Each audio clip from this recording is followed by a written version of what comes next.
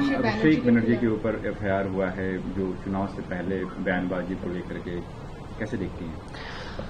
हम यूनिवर्स का जो हिस्ट्री अगर हम गो थ्रू करेंगे तो आप सबको दिखाई देगा, हमको भी दिखाई दिया कि कहीं भी साजिश, अन्याय, झूठ, कॉन्स्पिरेसी ये सब लास्ट बात नहीं होते।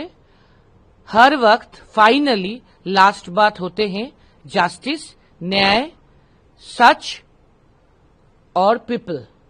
तो हमको लगता है इधर भी सच, न्याय और आम जनता, people, common people will tell the last word.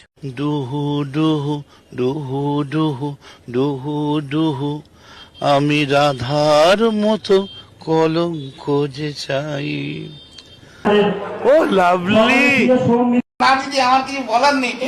না দিদি, তোমাকে দারুণ লাগে। তুমি শাড়িটা কোথেকে নিয়ে এসেছো দিদি? ও মা, কি সুন্দর পাটটা।